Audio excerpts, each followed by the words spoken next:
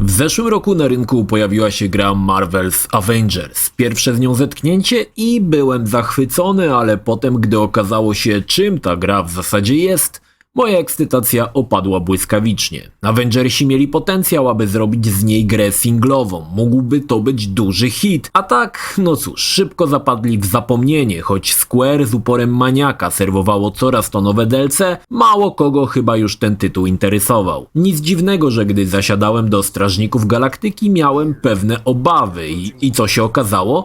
Niesłusznie. Guardians of Galaxy to gra, którą powinni być Avengersi. Świetna singlowa rozgrywka z dobrą historią, świetnie rozpisanymi dialogami. Zapraszam do recenzji Strażników Galaktyki. Historia, jak to u Marvela, znowu zahacza o ratowanie galaktyki. Poznamy początki Star-Lorda, co dla mnie było dość ciekawym zabiegiem, bo wiedzę o bohaterach posiadałem jedynie z obejrzanych 2 filmów, a tutaj gra ładnie ją uzupełnia. Jeśli historia Strażników nie jest Ci zbyt znana, zachęcam do obejrzenia obu filmów przed zagraniem, bo w mojej opinii wiedza z nich jest wystarczająca, aby wiedzieć, o kim mowa i co się dzieje. Choć pewnie jeśli czytałeś komiksy, umknie Ci mniej niż mnie. Wesoła ekipa Strażników podejmuje się zlecenia, przez co popadają w konflikt z prawem, ale okazuje się, że przez przypadek nawywijali więcej niż im się wydawało i teraz sami muszą ogarnąć chaos, który spowodowali. Celowo rzucam ogólnikami, aby nie spoilerować, bo historia jest świetna, lekko napisana i pełna ciekawych smaczków. Do czego bym najbardziej porównał Guardians of Galaxy? Myślę, że do Final Fantasy XV. Gra ma wiele elementów wspólnych, które zostały nieźle zaadoptowane, choć nie nazwałbym gry RPG-iem. Określenie gatunku jest w tym wypadku dość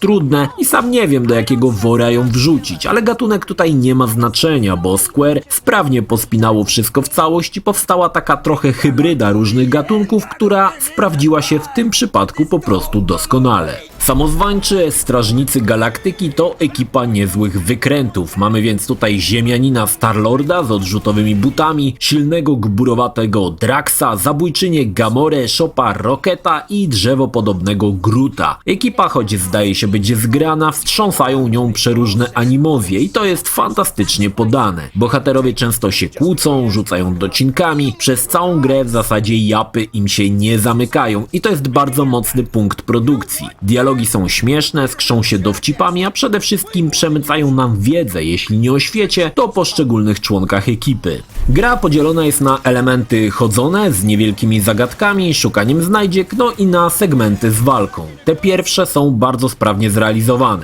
Czasami trzeba poprosić, aby ktoś coś przesunął, otworzył czy stworzył most, abyśmy mogli dalej iść. Wszystko ponownie, przypomnę, okraszone świetnymi dialogami. Zagadki nie są zbyt trudne i raczej nie zgubisz się ani razu, zwłaszcza że gra jest liniowa i prowadzi po sznurku do celu. Ale ma to sens, dzięki temu historia jest bardzo dynamiczna i nie zamula i masz wciąż cel przed oczami. Czasami gra cofa nas do dzieciństwa Star-Lorda i poznajemy, jak się stał, kim się stał. Te retrospekcje były dla mnie dość istotne, bo jak wspomniałem, historii Strażników poza filmami nie poznałem.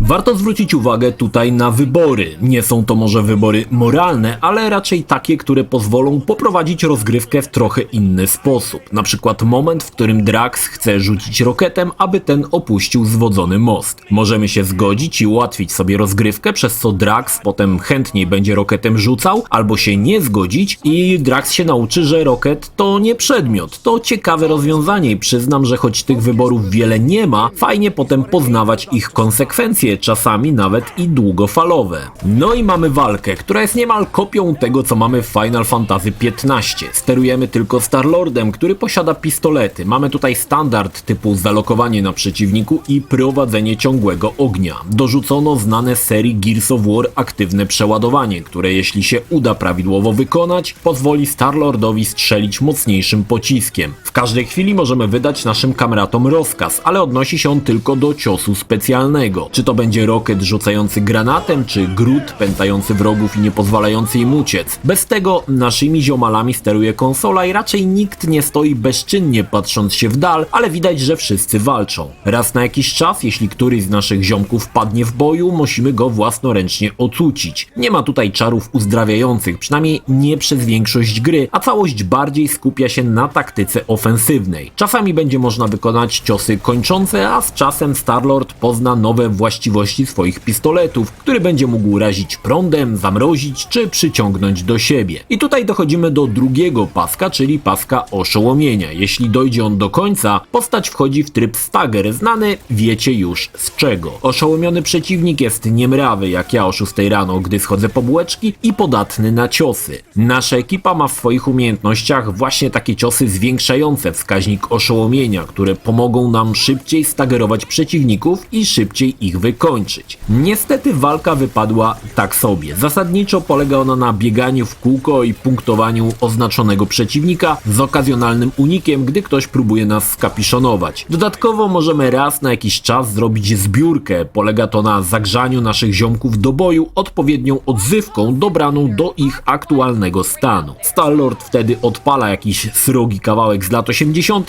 i wszyscy zadają dodatkowe obrażenia. Ale podsumowując, walka jest jakaś taka pozbawiona werwy i mocno powtarzalna. Choć nie jest to złe, jest po prostu jakieś takie bez ikry i tyle. Jeśli uda nam się pokonać przeciwników, dostaniemy punkty doświadczenia, które możemy przeznaczyć na rozbudowanie jednej z 3 umiejętności naszej lub jakiegoś ziomka z naszej paczki. W mojej opinii zabrakło też w grze trochę porządnych bossów. Poza jednym gigantycznym za wiele tego nie ma. Coś, co wydawało nam się wcześniej bossem, potem pojawia się już podczas regularnych potyczek. Szkoda, bo był potencjał, aby powalczyć z jakimiś większymi złolami ze stajni Marvela. W grze nie zabrakło zbierania. Zbieramy śmieci 2 rodzajów, które pozwolą nam ulepszyć uzbrojenie i umiejętności Star-Lorda, lepszy pancerz, doładowany strzał, etc. Więc zbieranie śmieci jest dość istotne. Poza tym możemy poszukać nowych strojów dla członków drużyny. Przyznam, że fajnie mi się zbierało znajdźki, bo z jednej strony gra nie ma otwartego świata, więc to nie męczyło, a z drugiej eksploracja jest tak przyjemna, że żal było tego nie robić. Zwłaszcza, że zejście na poboczną drogę i szukanie znajdziek zazwyczaj jest okraszone ponownie kąśliwymi uwagami pozostałych członków Strażników Galaktyki. Przed każdą misją możemy się pobujać po naszym statku Milano, gdzie możemy pogadać z ekipą czy obejrzeć przedmioty zebrane podczas misji. Szkoda, że nie dorzucono tutaj jakichś mini aktywności w postaci minigierek. Brakowało mi tutaj jakichś niewielkich bonusów, ale i tak przyjemnie pozwiedzać kajuty każdego ze strażników i znaleźć tam wiele smaczków, które mówią o charakterze danego bohatera. Gra posiada też jedną w miarę dużą planetę, gdzie możemy pozwiedzać czy kupić jakieś pierdoły, a nawet zagrać bez większego sukcesu w gry hazardowe. Znajduje się też tutaj muzeum, gdzie poznamy dziwne artefakty, które docenią wielbiciele serii, jak i komiksów Marvela. Tutaj mam wrażenie, że trochę nie wykorzystano potencjału planety. Mógłby to być Gold Saucer z Final Fantasy VII, a tak jest to kolejna planeta do zaliczenia, która choć imponuje oprawą, zbyt wiele do zaoferowania niestety nie posiada.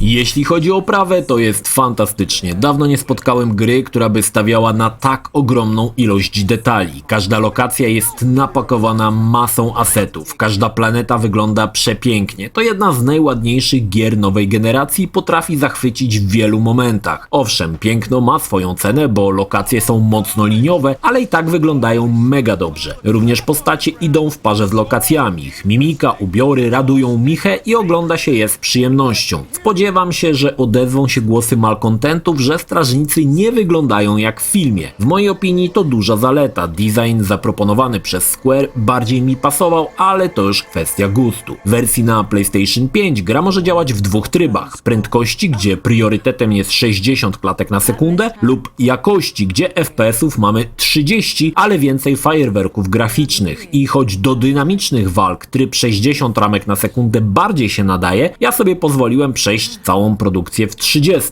aby móc cieszyć się fantastyczną oprawą. Niestety Guardians of Galaxy w wersji na konsolę nie obsługuje też śledzenia promieni, a szkoda, bo na PC-cie podobnież są. I wierzcie mi, że lokacji, gdzie śledzenie promieni może dawać po gałach, jest multum. Osobny akapit zostawiłem na dźwięk. Gra ma pełną polską lokalizację i choć to aż niewiarygodne z moich ust, polecam granie po polsku. Powodem jest to, że w grze dialogów jest multum, a czasami część z nich nam umyka, bo skupiamy się na akcji, walce czy czymkolwiek, a nie na napisach u dołu ekranu. Choć oryginalna ścieżka dialogowa jest świetna, to jednak aby nic nie stracić z opcjonalnych rozmów, lepiej grać po polsku. A i polska ścieżka dialogowa jest również bardzo dobra. Wokale nie rażą i są dobrze dopasowane do bohaterów, choć ja postanowiłem całą grę ukończyć w oryginale, bo tak mam w zwyczaju. No i jest jeszcze muzyka, która opiera się na szlagierach lat 80. Kultowe Aha, Take On Me czy Rick Astley Never Gonna Give Up przygrywają nam podczas przebywania na statku. Muzykę możemy sobie w każdej chwili zmienić na taką, jaka nam najbardziej pasuje i przyznam, że ten element sprawił, że jeszcze bardziej Strażników Galaktyki polubiłem. Nie ma to jak patrzeć w gwiazdy, gdy w tle leci Don't Fear the Reaper Blue Oyster Cult. Guardians of the Galaxy to niesamowita niespodzianka. Po pokazie na E3 byłem raczej nastawiony sceptycznie, ale gdy przyszło co do czego, strażnicy nie zawiedli. Mamy tutaj odpowiednio dopakowaną epicką fabułę z wydarzeniami, których nie powstydziłyby się filmowe blockbustery Marvela. Mamy rewelacyjnie rozpisane dialogi, których aż chce się słuchać. Mamy zwalającą z nóg oprawę. Z drugiej strony trochę niedomagający system walki, ale patrząc globalnie to pikuś. Gra ląduje w moim top 10 2021. Jeśli jesteś fanem Marvela, dla ciebie jest to absolutny must have. Ja bawiłem się rewelacyjnie i Strażnicy to modelowy przykład gry na podstawie komiksów Marvela, tuż obok Spidermana od Insomniac. Po Avengersach pozostało jedynie wspomnienie i mam nadzieję, że ścieżka, jaka została wypracowana w Guardians of the Galaxy, będzie kontynuowana i doczekamy się równie bogatego uniwersum Marvela w grach, jak do tej pory w filmach. Polecam.